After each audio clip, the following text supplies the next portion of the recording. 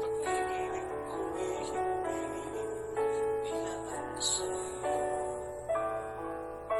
Mahina sa tukso ang pagkatao ko. Pananalig ko sa'yo'y hindi siniseryoso.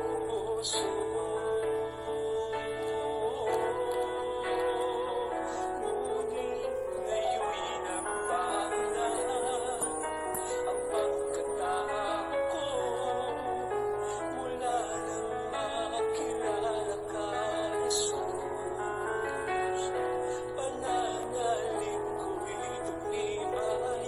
Buong tiwala ang binigay sa'yo lamang, Jesus, pananalig ko.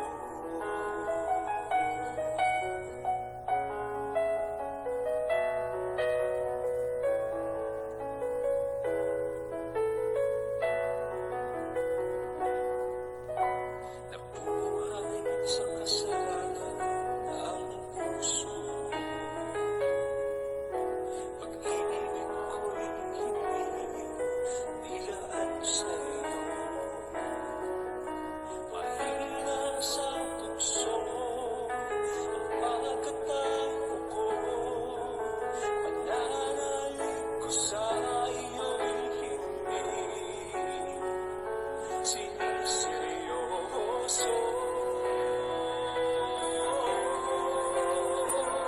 Ngunit ngayon'y nagbago na ang pagkatao ko. Mula nang makilala ka, Jesus, pananalig ko'y tumibay. Buong tiwala ay ibinigay sa'yo lamang, Jesus, pananalig ko.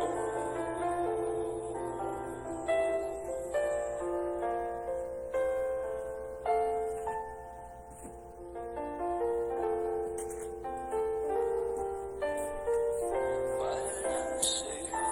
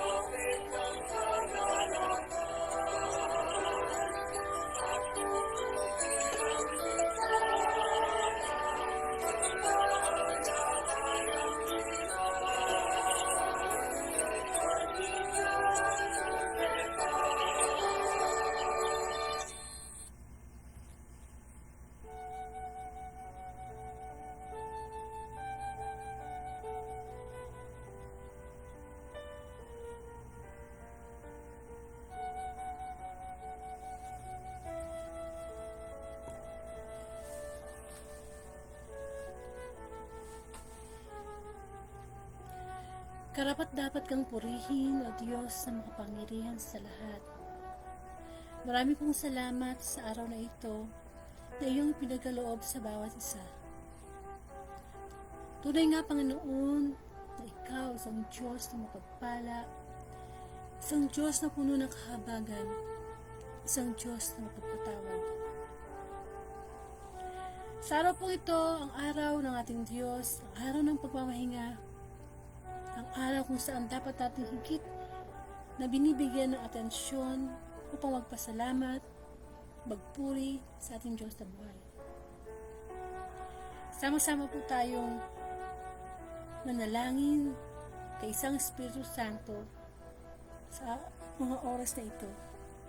Sa ngalan ng Ama at ng Anak at Espiritu Santo. Amen. Pinupuri ka namin, Diyos, na makapangyarihan sa lahat. Napakabuti mo po sa lahat ng panahon. Bagamat kami hindi karapat-dapat sa piging na ito online, sapagkat kami po yung mga makasalanan. Marami pong salamat sa pagkakataong binibigay mo po everyday to hear the gospel, upang makarinig ng mabuting balita na magdudulot sa amin ng pagkakataon upang mapag-aralan, mapangnilayan ang mensahe mo sa bawat isa. Muli tayong lumapit na may kababaang loob sa ating Ama at humingi ng kapatawaran. At tayo kanyang lilinisin. Ama, muli ang paglapit ko sa iyo, patawarin mo po ako sa aking mga pagkukulang at kasalanan. At muli po akong humingi ng paglilinis. Ang iyong Banal na Espiritu ay pagkapusin mo po ako bilang instrumento lamang ng iyong mabuting balita. The wisdom, the discernment, the fruit of the Holy Spirit, my Lord, please send it to me right now. At this moment, Lord, I also pray sa mga tao makakarinig ng Sunday Gospel. Muli ikaw nakakabatid ng kanilang mga nilalaman, ng kanilang puso, at ikaw rin, Panginoon, mag-guide na ma-focus ang message sa iyo, Panginoon. Sapagkat ito ang pinakamahalagang biyaya na ipagkakaloob mo, Panginoon, ang mapakain ng aming spiritual na bahagi namin pagkatao. Come, Holy Spirit, we need you. And come, Holy Spirit, we pray. Patuloy kang kumilos. Banal na Espiritu, sa online na ito, sa Facebook live na ito, ang Diyos ang mabigyan ng papuri at parangal, mapasalamatan.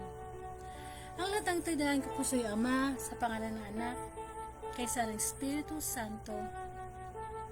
Amen.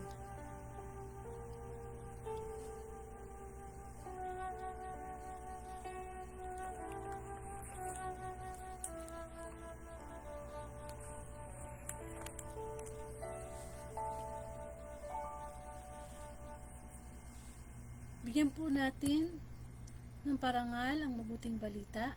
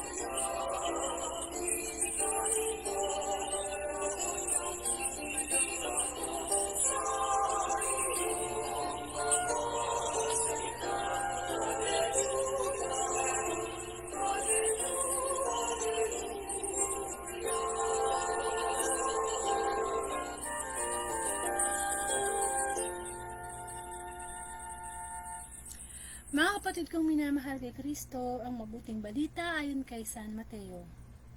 Papuri sa iyo, Panginoon. Ang paghuhukom. Darating ang anak ng tao bilang hari, kasama ng lahat ng anghel, at luluklok sa kaniyang maringal na trono. Sa panahong iyon, matitipon sa harapan niya ang lahat ng tao. Sila'y pagbubukod-bukod rin niya tulad ng ginawa ng pastor sa mga tupa at mga kambing. Ilalagay niya sa kanyang kanan ang mga tupa at sa kaliwa ang mga kambing. At sasabihin ng hari sa mga nasa kanan, "Halikayo, mga pinagpala ng aking ama. Pumasok na kayo at manirahan sa kahariang inihanda para sa inyo mula pa ng likhain ng sanlibutan. Sapagkat ako'y nagutom at inyong pinakain, nauhaw at inyong pinainom. Ako'y isang dayuhan at inyong pinatuloy. Ako'y walang maisuot at inyong pinaramtan, nagkasakit at inyong dinalaw. Ako'y nabilanggo at inyong pinuntahan." Sasagot ang mga matuwid, "Panginoon, kailan po namin kayo nakitang nagutom at aming pinakain o nauhaw at aming pinainom? Kailan po kayo naging dayuhan at aming pinatuloy o kaya'y walang maisuot at aming pinaramtan? At kailan po namin kayo nakitang may sakit o nasa bilangguan at aming dinalaw?" Sasabihin ng hari, "Sinasabi ko sa inyo, nang gawin ninyo ito sa pinakahamak sa mga kapatid kong ito ay sa akin ninyo ginawa." At sasabihin naman niya sa mga nasa kaliwa, "Lumayo kayo sa akin, mga sinumpa. Kayo papasa apoy na di mamamatay, na inihanda para sa dyablo at sa kanyang mga kampon. Sapagkat ako'y nagutom at hindi ninyo pinakain, nauhaw at hindi ninyo pinainom. Ako'y naging isang dayuhan at hindi ninyo pinatuloy. Ako'y nawala ng maisuot at hindi ninyo pinaramtan. Ako'y may sakit at nasa bilangguan at hindi ninyo dinalaw." At sasagutin sila, "Panginoon, kailan po namin kayo nakitang nagutom, nauhaw, naging dayuhan, nawala ng maisuot, may sakit o nasa bilangguan, at hindi namin kayo pinaglingkuran? At sa inyo ng pagkaitan ninyo ng tulong ang pinakahamak sa mga ito, ako ang inyong pinagkaitan. Itataboy ang mga ito sa kaparusang walang hanggan, ngunit ang mga matuwid ay tatanggap ng buhay na walang hanggan." Ang mabuting balita ng Panginoon. Pinupuri ka namin, Panginoong Hesukristo. Amen. Sa pong pinagpalang linggo sa lahat ng makakarinig ng Sunday Gospel. Welcome po sa Word of God Daily Gospel, at ngayon po ay November 26, 2023, Sunday Gospel, at ito po ay binasa natin mula kay San Mateo chapter 25 verses 31 to 46. Tungkol po to sa ang paghuhukom o yung tinatawag nating Judgment Day. Amen. So, ilang oras na lang po at kung loloobin ng Diyos, papasok ang November 27. Pero sana, bago po matapos tong Sunday, November 26, 2023, ay magkaroon po tayo ng time magnilay sa mabuting balita, sapagkat hindi naman po natin alam kung tayo po ay magigising pa sa panibagong umaga. Kaya dapat ito pong araw na ito nataniman po tayo ng mabuting balita, upang sa ganon na mga pagkakataon po na tayo nakakalimot sa pagsunod sa Panginoon, mariremind po tayo na ang Diyos ay laging sa bawat araw natin nandyan dapat ang Panginoon, hindi po siya nawawala. So, basahin po natin sa anyway, hindi ko nababasahin sa English version. Medyo mahaba po yung gospel. So, magnilay po tayo, no? Balikan po natin yung mabuting balita. The final judgment. Pagka narinig nyo ba yung paghuhukom, ano po yung unang pumapasok sa isipan natin? Tayo po ba'y natatakot? Or tayo po ba'y nasasabik? Or nag-aalinlangan? Ano po ba? Mixed emotions po ba? Or sigurado na po ba tayo na nakahanda na po tayo sa muling pagbabalik ng Panginoong Jesus anytime. Maybe panahon pa ng mga ninuno natin, naririnig na po natin yung muling pagbabalik ng Panginoong Jesus. Pero hanggang sa mga oras po ito, hindi pa po siya bumabalik. At nagpaparamdam pa rin po riyan ng pag-ibig ng Diyos sapagkat binibigyan pa po niya tayo ng pagkakataon na magbalik loob sa Kanya. Kasi po, yun nga, nung mga nakaraang gospel, puro po talaga paghahanda. Re-remind po sa atin na maghanda tayo sa kabilang buhay, na dapat yung buhay na walang hanggan po, yung ating mapuntahan. Amen. So, yung paghuhukom, ibig sabihin, yun na yung time na haharap tayo sa presensya ng Diyos at tayo ay huhusgahan according to what we did dito po sa mundo. And ito po yung pagkakataon na kung saan pagbubuko rin. Sabi nga dito po sa gospel na darating ang Panginoong Jesus bilang isang hari na talaga. At kasama niya ang mga anghel upang sa gano'n na panahon na yon matitipon sa harapan niya ang lahat ng mga tao. At kung gaano po man ang karami din na naging tao dito sa mundo, magsasama-sama po yan at pagbubuko rin po mula sa merong mga taong dadalhin sa kanan ng Diyos at meron naman sa kaliwa. Yung kanan, yun yung mga masasabi nating mga sumunod sa kalooban ng Panginoon, yung mga tinatawag nating maamong tupa, at yung sa kaliwa naman yung mga kambing. Amen? Kasi alam niyo naman ang kambing, di ba?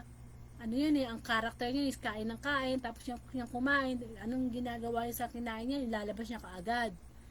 Amen? So, hinalintulad ang mabuti at masama sa tupa at sa isang kambing. So, kung itong mangyayari na ito na pagbubuko rin yung mabuti at masama, ang pinakahihintay pala natin na final statement ni God ay yung salitang, "Halik kayo mga pinagpala ng aking Ama, pumasok na kayo at manirahan sa kahariang inihanda para sa inyo mula pa ng likhain ng sanlibutan." Amen. So, totoo nga na tayong mga tao, marami na tayong narinig at nabasa na salita ng Diyos sa Bible. Pero yung pinaka-final statement ni God, ito dapat ang sabihin sa atin. Kasi pag hindi po ito ang sinabi sa atin, tiyak hindi tayo sa langit mapupunta, kundi sa impyerno. At anong po nga yun, yung sinasabi na, "Come, my good and faithful servant. Pumasok ka sa aking kaharian, makisalo ka sa aking kagalakan." Kaya habang nabubuhay po tayo, wag po muna tayong pakapante na maging sure na sa langit na po talaga tayo pupunta.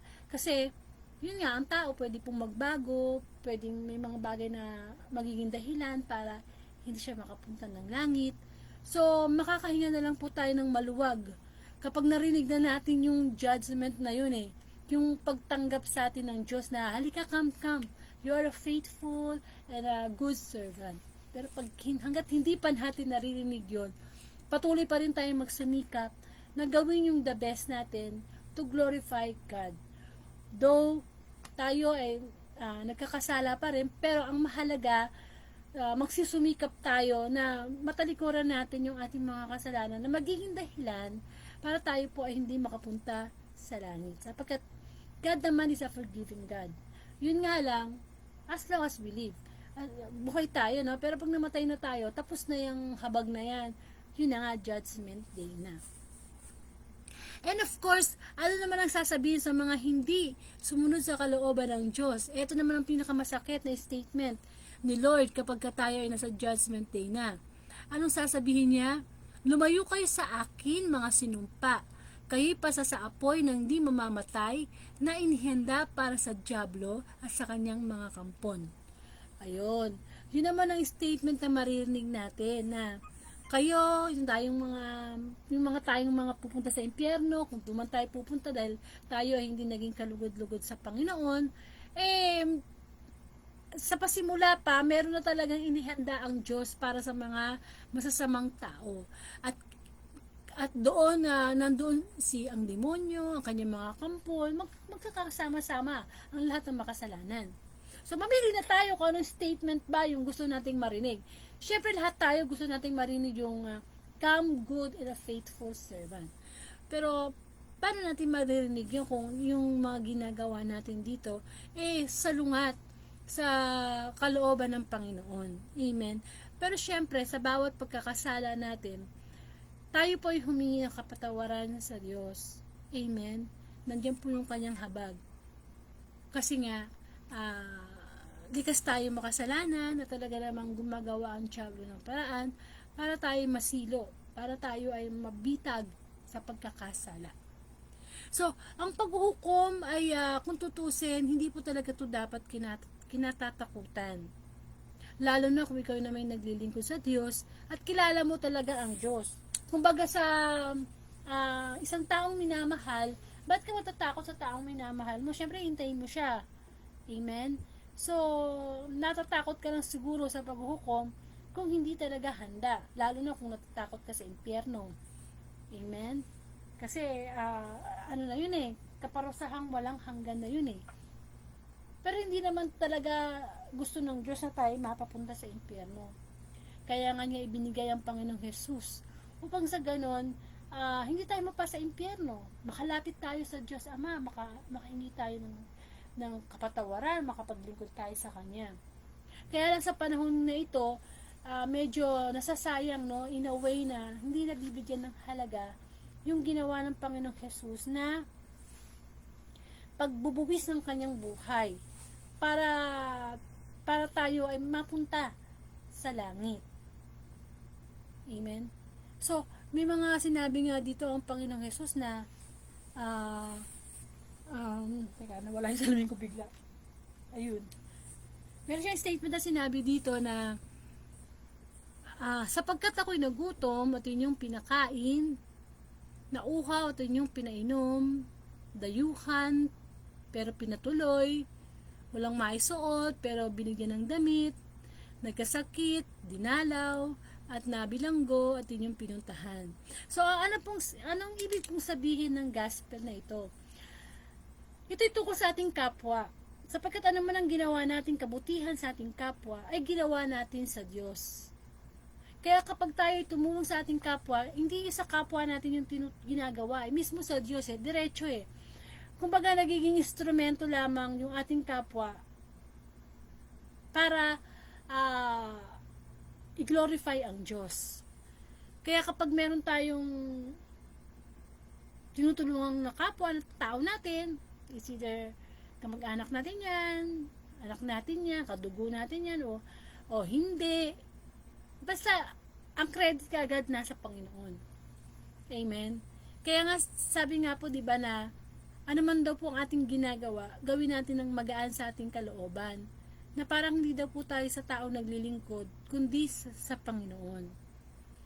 Kumbaga, ang bawat isa, kahit sabi mo nang naiinis ka sa isang tao, o hindi maganda ang pakiramdam mo sa isang tao, makita natin lagi sa ating kapwa ang mukha ni Kristo. Upang sa ganon, nagiging magaan yung pakiramdam natin sa ating kapwa.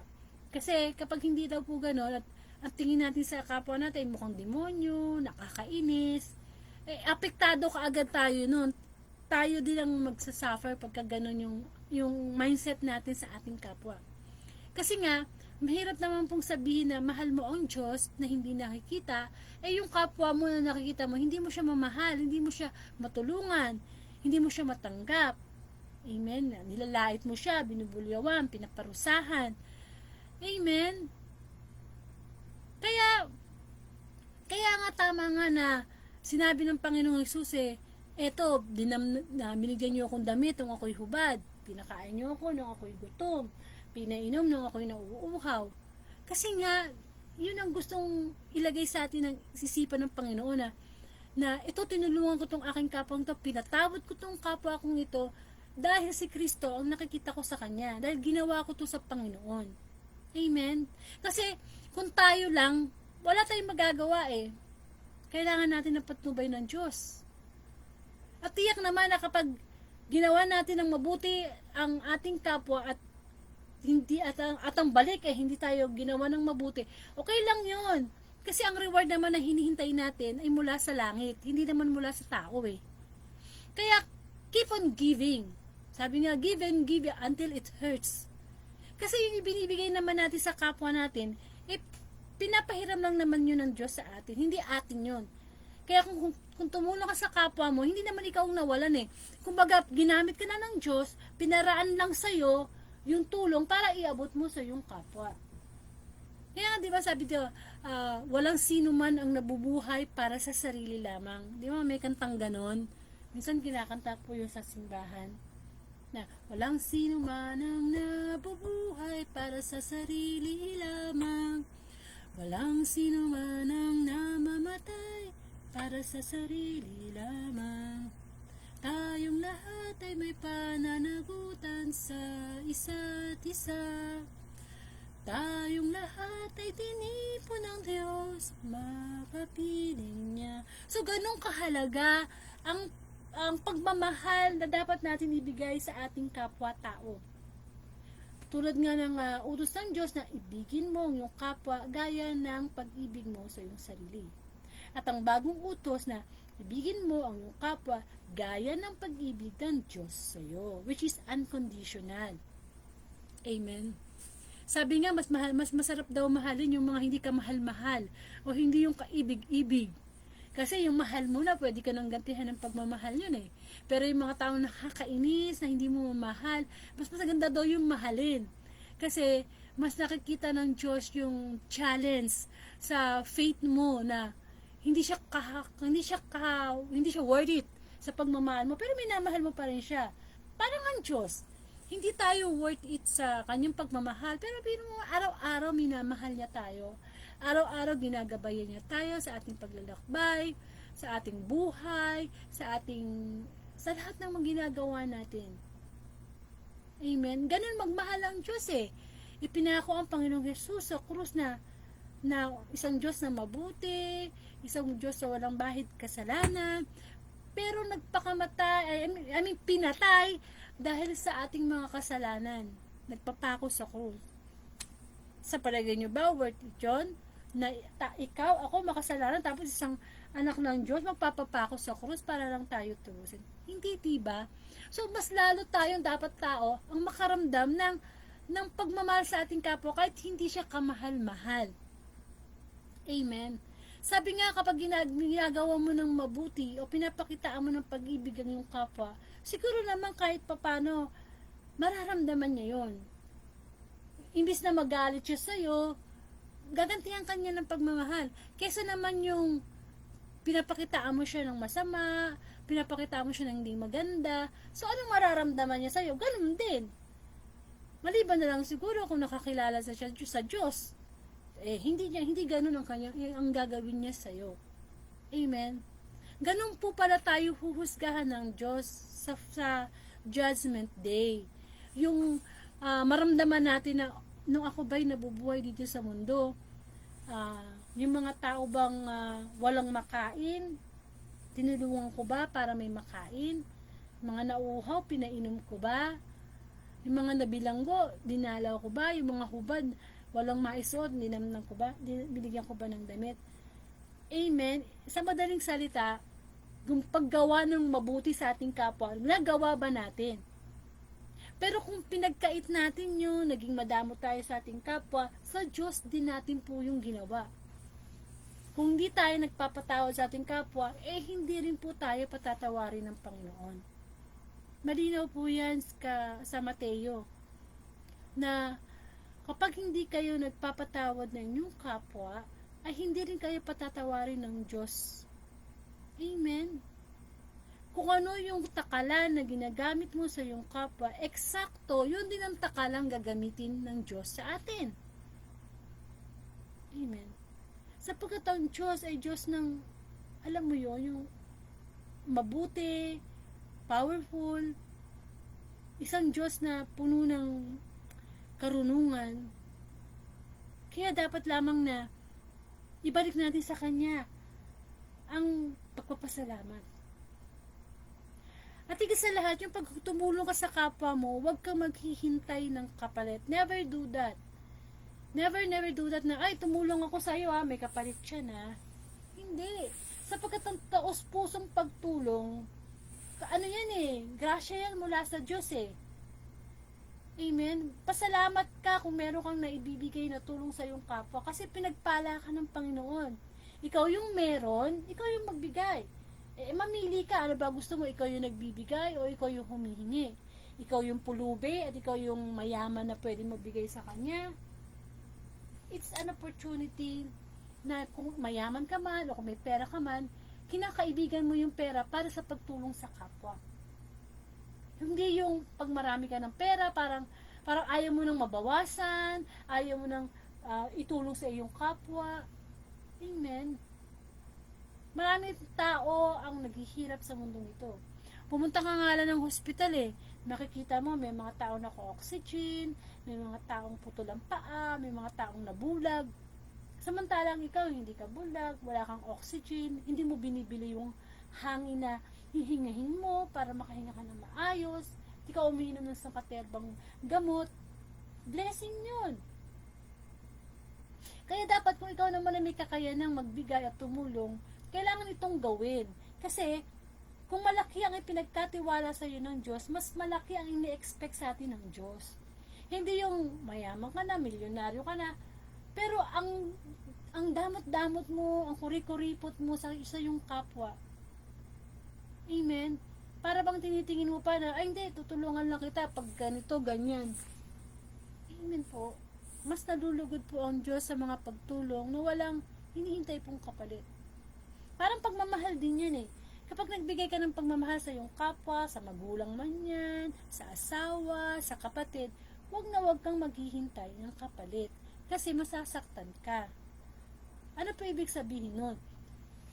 Yung pagbibigay ng bukal sa kalooban na ito binibigay ko sa iyo itong pagmamahal, itong oras, itong resources, anything from the bottom of my heart. Amen. Kapag ginaganyan po ang pagturing natin sa ating kapwa, matutouch naman ang ating kapwa, di ba? Mararamdaman naman yung pagmamahal na yun At pwede yung ibalik sa atin. Amen. Mas masarap po kasi yung mahalin tayo ng kapwa ng kusa kaysa pinipilit. Kumbaga, ang pag-ibig ng Diyos is unconditional. So, dapat ganun din ang pag-ibig natin sa ating kapwa, unconditional. Pero syempre, dapat mahalin din natin ang ating sarili. Hindi natin pwedeng sabihin mahal natin ating kapwa kung mismo yung sarili natin, hindi natin minamahal. Paano mo mabibigyan ng peace of mind ang iyong kapwa kung ikaw mismo wala kang peace of mind? Paano mo mabibigyan ng kabaitan ng iyong kapwa kung ikaw mismo sa sarili mo hindi ka mabait? Yung kanta nga, kanina bang kanta yun? Yung sabi the greatest love of all. Diba may kantang ganon? Kalimutan ko na sinong kumanta no? So the greatest love of all is easy to achieve. Learning to love yourself is the greatest love of all. Ang pag-ibig ng Diyos, lagi available yan at napaka-perfecto ng pag-ibig ng Diyos sa tao. So once na na-receive na natin yung pag-ibig ng Diyos, nasa puso na natin, yung pag-ibig na yun na nasa atin, syempre dapat pahalagahan natin ang ating sarili. Hindi yung halimbawa, pwede ka namang bumili ng ganito, kinukuripot mo yung sarili mo, puro anak mo, puro sa anak mo. Syempre nagtatrabaho ka din kailangan i-enjoy mo din yung pinagtrabahuan mo.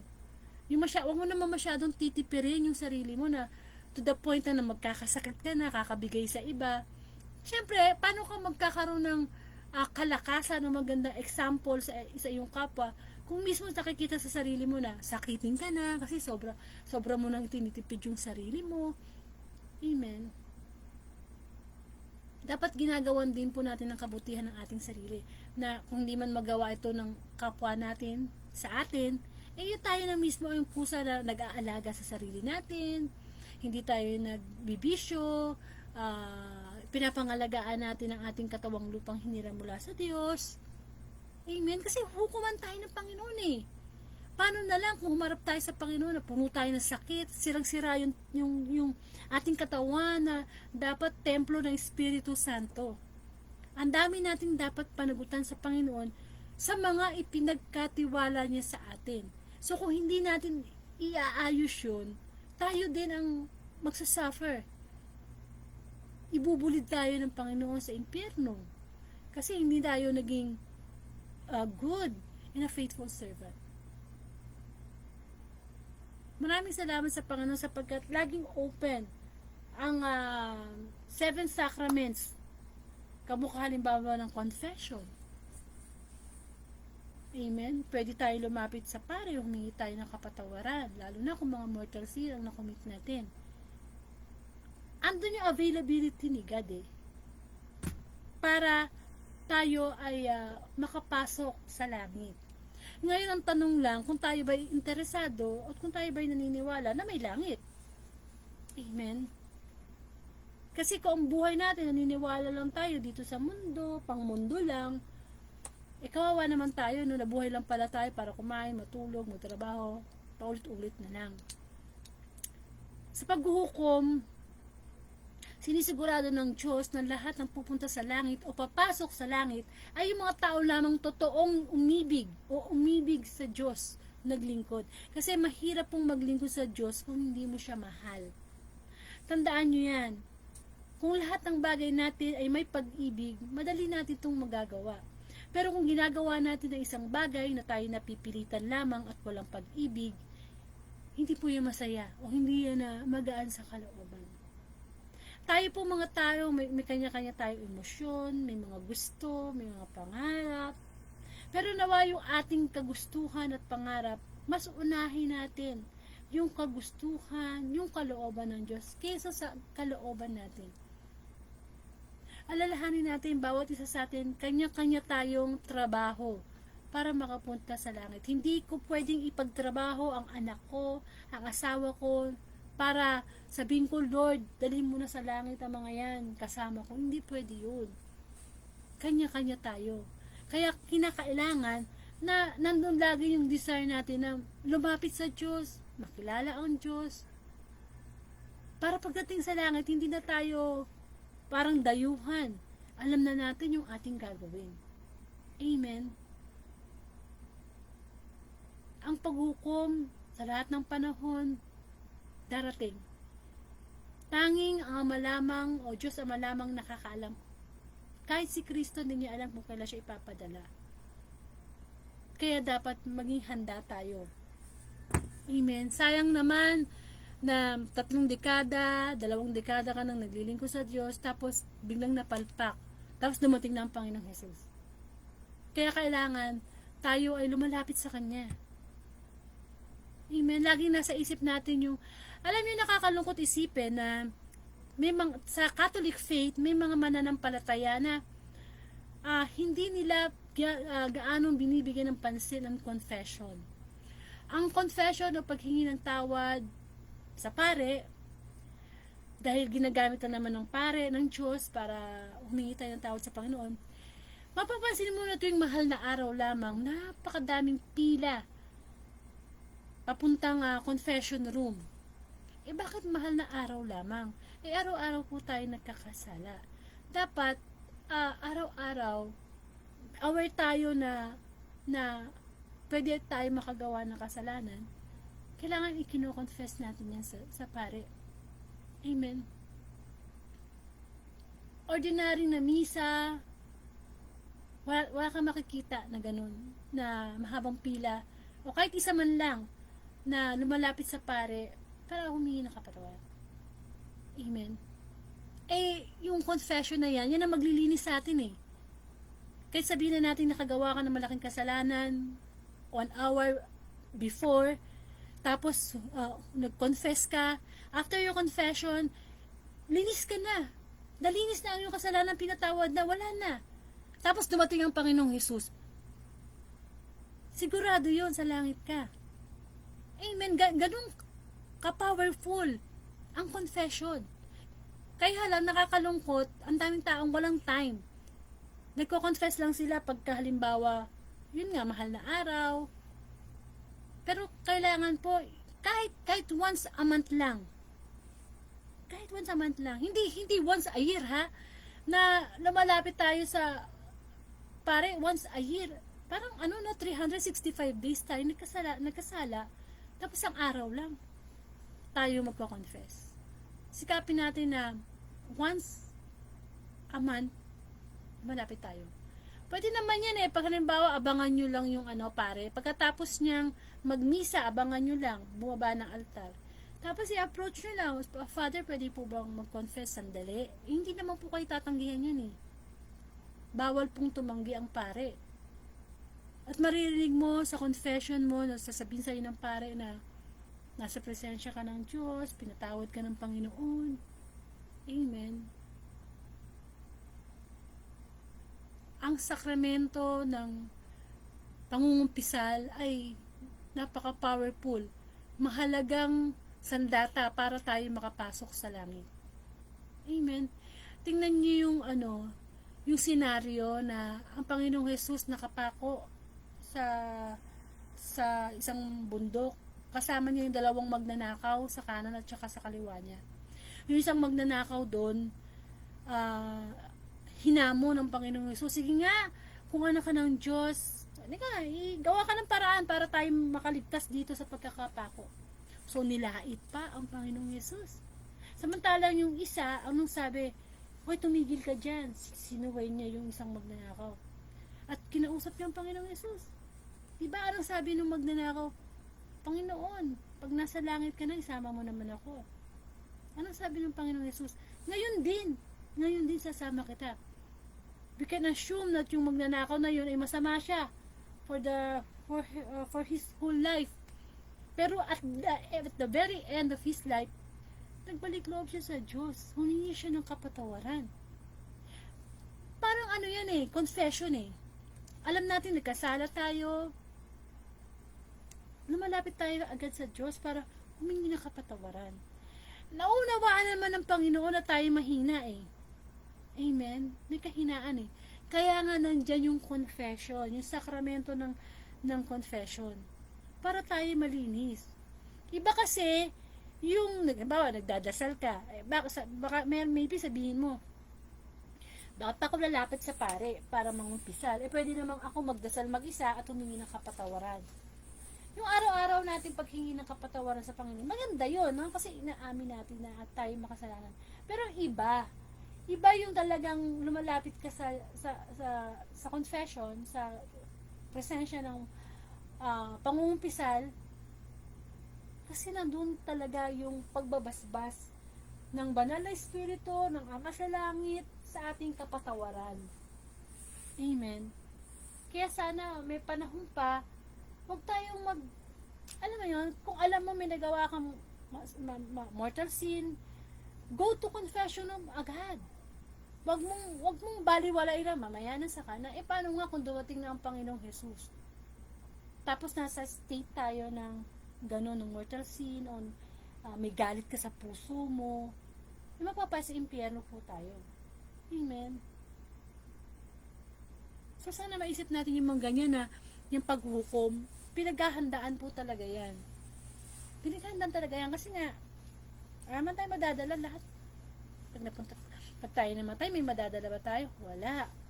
So anong dapat natin pinaghahandaan? Yung muling pagbabalik ng Panginoong Jesus. Kasi yun ang final destination dapat natin. Doon na tayo dapat titira. Wala nang hirap, wala nang sakit ng kalooban, di ka na magtatrabaho, wala nang mag-aasawa sa langit. Ano tayong gagawin kundi purihin at pasalamatan ng Panginoon.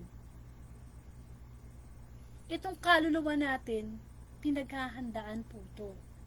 Kasi yung katawang lupa natin, mamamatay. Pero, yung kaluluwa natin, paano na? Saan na pupunta? Amen po. Kahit gaano kasama isang tao, kayang linisin ng Diyos niya na kasing busilak ng maputing bulak. Kasi ang diablo, ang gusto niya, hindi tayo maging kasing busilak ng bulak. Maging maruming-marumi tayong basahan sa harapan ng Diyos. Pero hindi ganoon ang Panginoon Lagi siyang nandyan.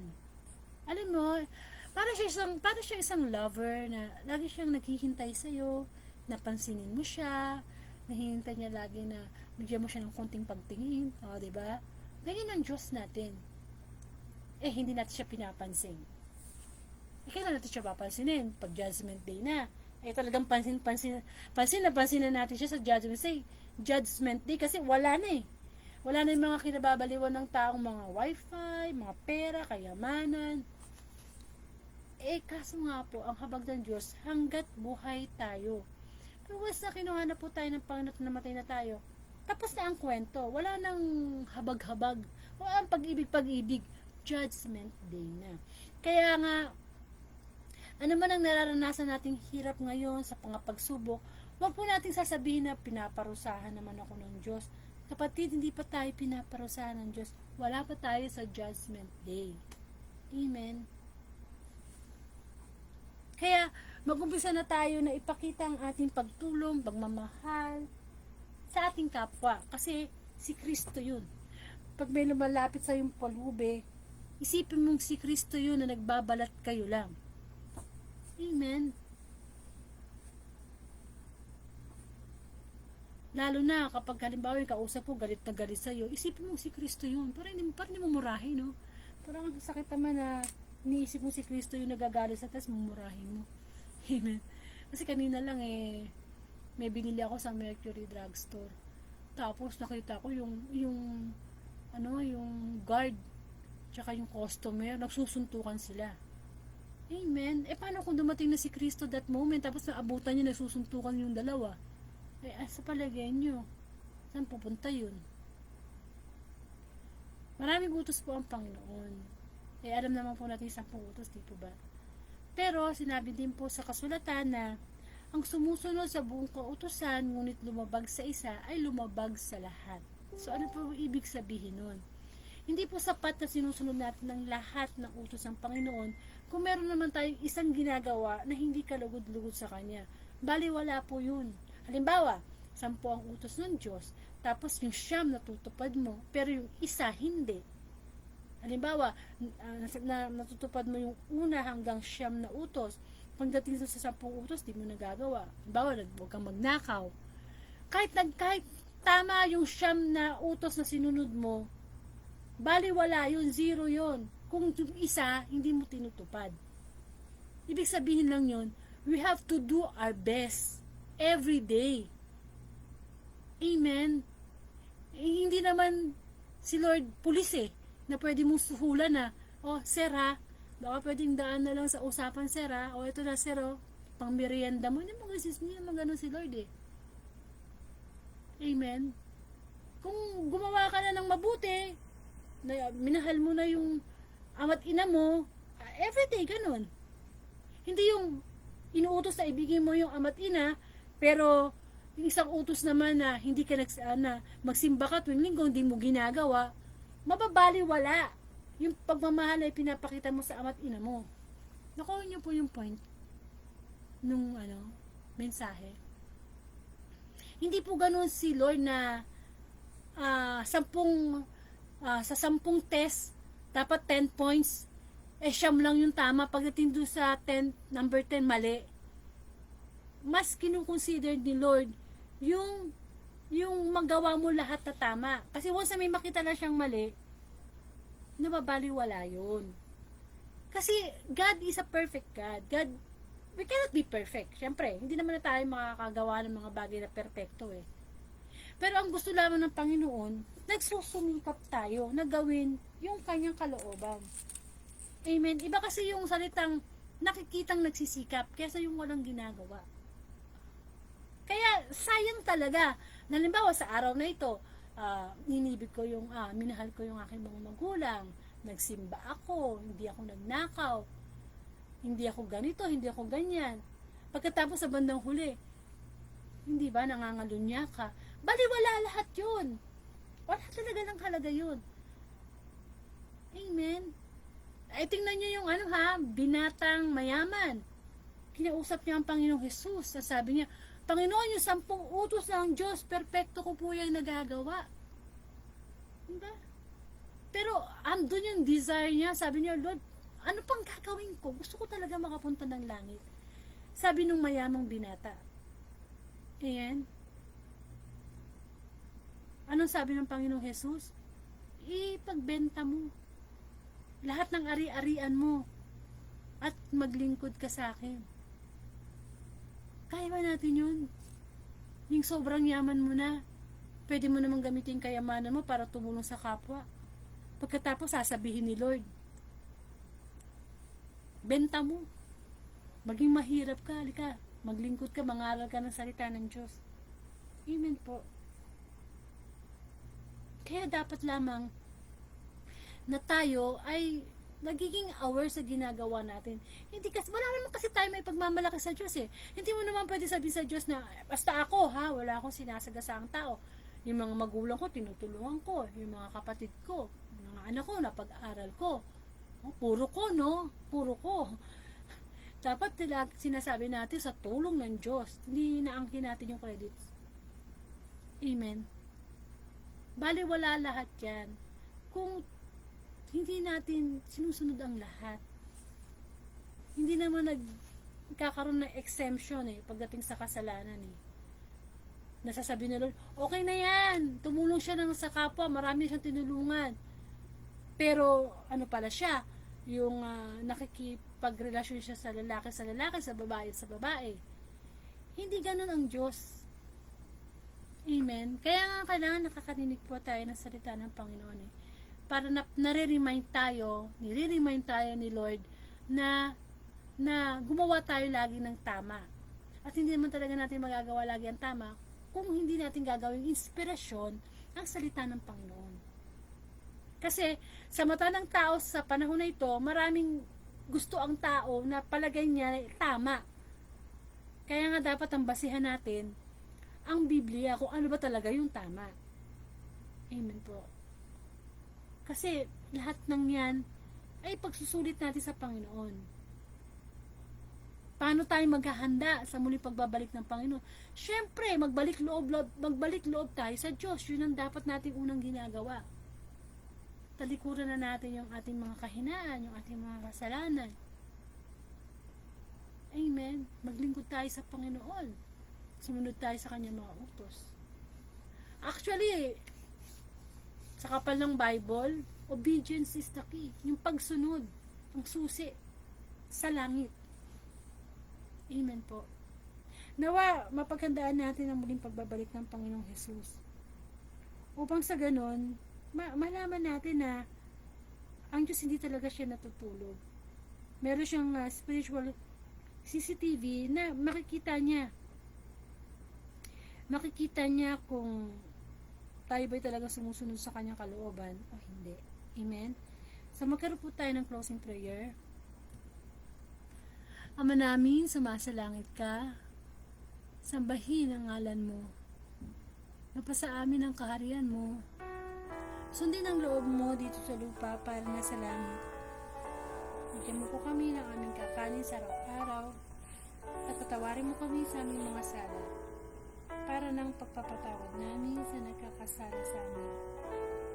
Huwag mo po kaming pahintulo sa tukso at iadya mo kami sa lahat ng masama. Ama, ang paghuhukom ay darating anumang oras na parang magnanakaw. Hindi namin alam kung kailan. Ngunit dinadalangin namin, Panginoon, na buksan mo po ang aming puso upang sa ganon ay mapaghandaan namin ang huli mong pagbabalik. Nawa, isa kami sa mga masama mo sa iyong kaharian.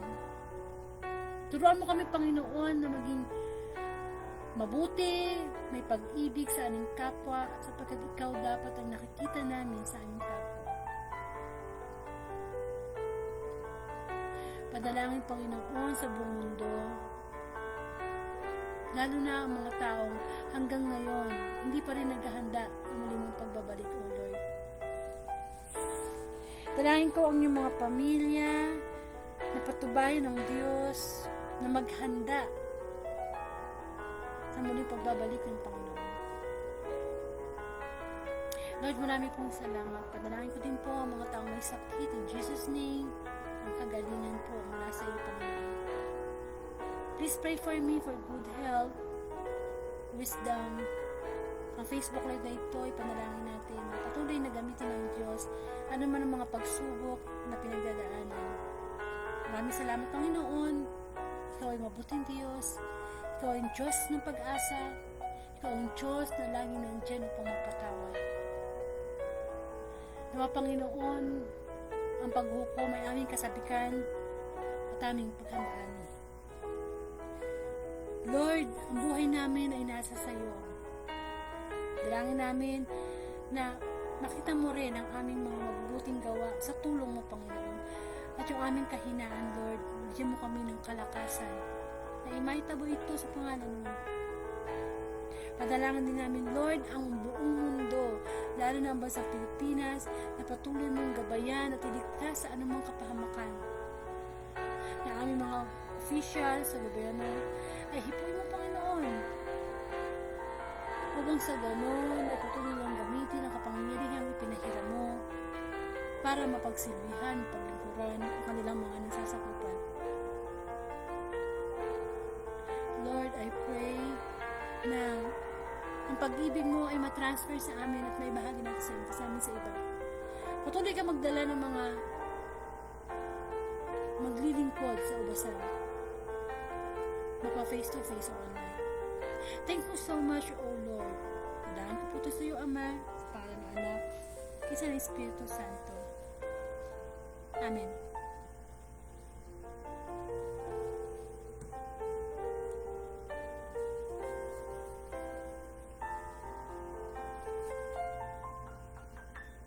Muli, salamat sa Panginoon sa pag-remind sa atin ng paghahanda. Kasi tayo matutulog mamaya, hindi na naman natin hawak ang ating free will. Dapat bago tayo matulog, nagdasal tayo sa Diyos, hindi tayo nakapatawaran, nagpatawad tayo sa ating kapwa. Dapat walang galit, ha? Kaya kung may mga kagalit kayo ngayong oras na ito, lapitan nyo muna bago kayo matulog. Kasi baka mamaya nahusga na tayo ng Diyos na, o ikaw, o ako, hindi ka nagigising bukas, o tutubawan man tayo. Pagharap natin sa judgment day, ma-judge tayo ni Lord kasi may galit. Amen? At kapag nagising tayo sa manimbagong umaga, magpasalamat po tayo sa Diyos. So muli, ini-invite ko po kayo sa aking Facebook account and YouTube channel. Angelica Dordi po. Pa-subscribe na lang po para may palaganap natin ng mabuting balita. At pakishare na lang po itong Sunday Gospel sa inyong timeline for the glory of the Lord. Kung lolobin ng Diyos, ang November 27, 2023, Monday Gospel, Facebook Live po alas 6 ng gabi. Kasama po natin si Sister Librada Mansano. Amen. Ayaw lumipat. So, wait ha. So, na-stack up yung aking PowerPoint. Anyway, ayan. Ayan. Okay, panoorin po natin to.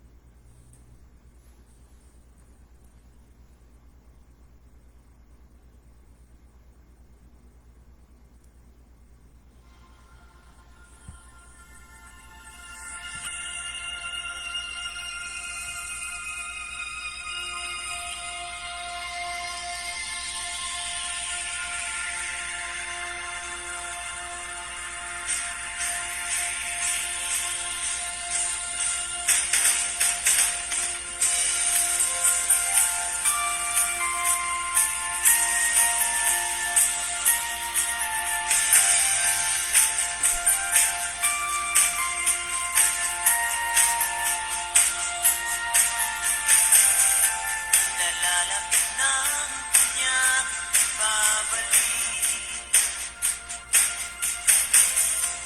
Lahat ng pasakit ay kung saan mawawagi. Ilat at tulog ay bababang lang sa langit. Kasama ang mga anghel na nagsisiawi. Tulog ng trumpeta ay may langhala sa lahat ng mga bansa. At makikita ng mga mata ang nagniningning na dakila. Handa ka na ba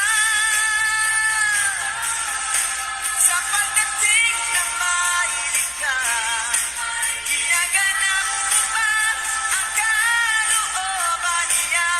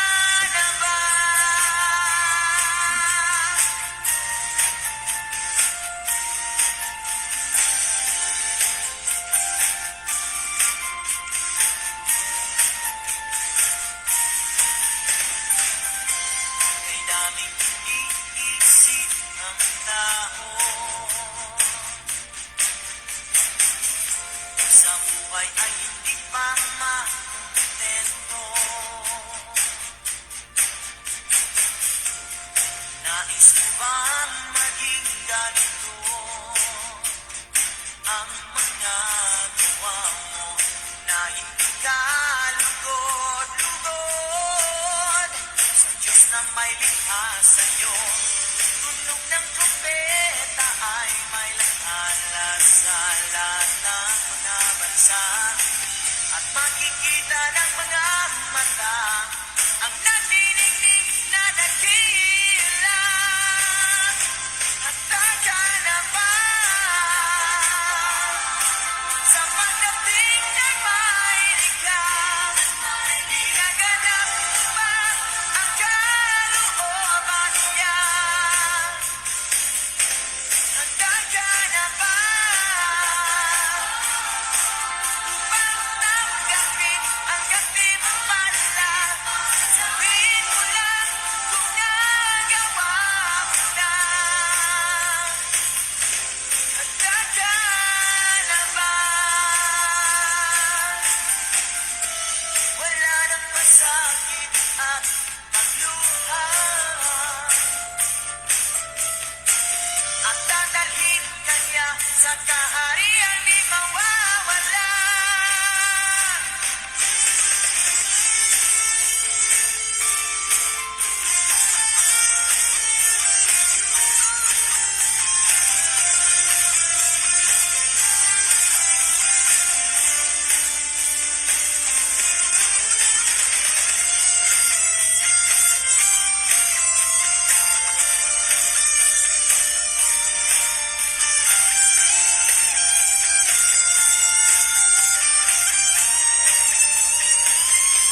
Handa ka na ba sa pagdating ng mahilig? Naganap mo ba ang kalooban niya? Handa ka na ba tanggapin ang gantimpala? Sabihin mo lang kung nagawa mo na. Handa ka na ba? Handa ka na ba? Handa ka na ba? Handa ka na ba? Handa ka na ba? Handa ka na ba?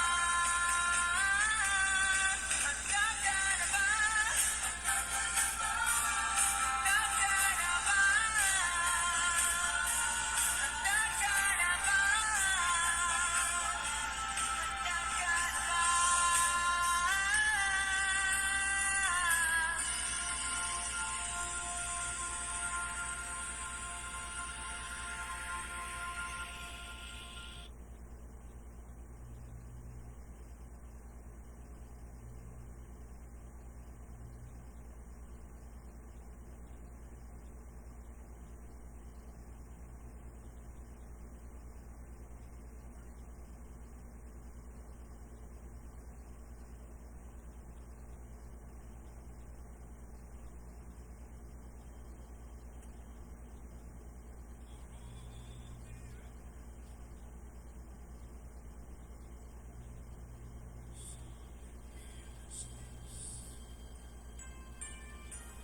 All the men that walked with him had turned away. They crucified our Savior and laid him in a tomb. The life that once brought love and hope slipped away that afternoon.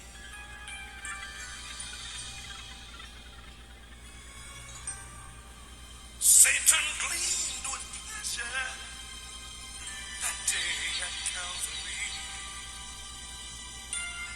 for he thought he had won a mighty victory. And like him, all of the demons of hell began to cheer. Oh, but little did they know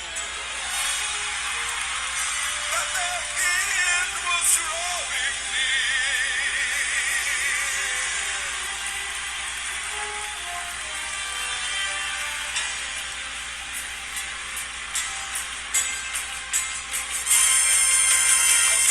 Sunday morning, just like Jesus said, broke the curse of sin and death, and he rose up from the dead.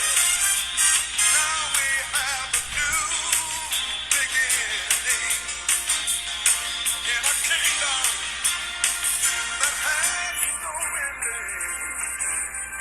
Hallelujah, hallelujah, hallelujah. Jesus is alive. Death has lost, and the grave, Jesus lives forever. He's alive. He's alive. He's the Alpha, the first and last. For the curse of sin is broken, and we have perfect. For the Lamb of God, He's alive. He's alive. He is the author and the finisher of our faith. The stone they threw away is the cornerstone today. Death has no more victory, and the grave has no more stain. Hallelujah, hallelujah. Wonderful Counselor, a mighty God indeed. The everlasting Father, He's the precious Prince of Peace. He's the Word that lives forever. He's alive. Oh, hallelujah. Jesus is. Death has lost, and the grave, Jesus lives forever. He's alive. He's alive.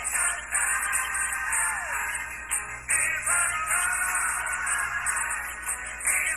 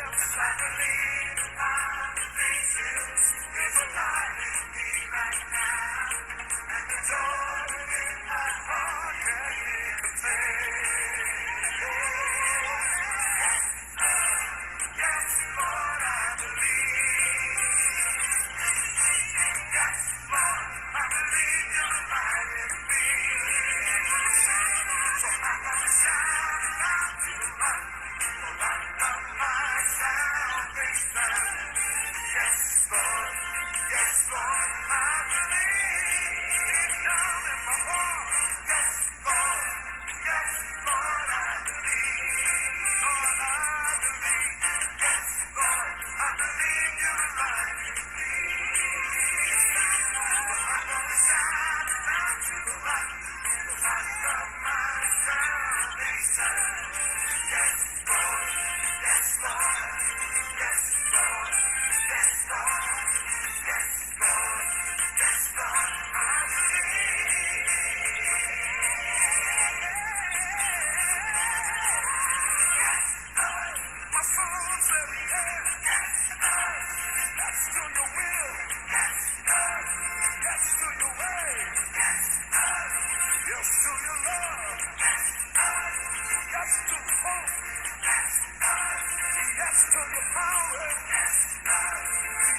your strength.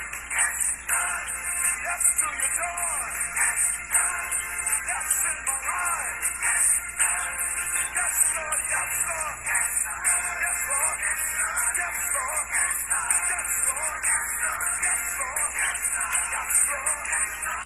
Amen. So maging handa po tayo sa lahat ng oras, sa lahat ng pagkakataon, sa muling pagbabalik ng Panginoon. Sapagkat ang langit ay nandiyan dyan lagi para sa atin upang makasama natin ang Diyos sa walang katapusan na panahon. Nawa tayo ay magbalik loob sa Kanya at patuloy na at gumawa na ng mga paraan upang makasunod sa Kanyang kalooban. Great Commission, Mateo chapter 29 verse 19. Kaya humayo kayo at gawin ninyong alagad ko ang lahat ng bansa. Bautismuhin niyo sila sa ngalan ng Ama at ng Anak at ng Espiritu Santo. Share the daily gospel for the glory of the Lord. Thank you po so much. To God be the glory.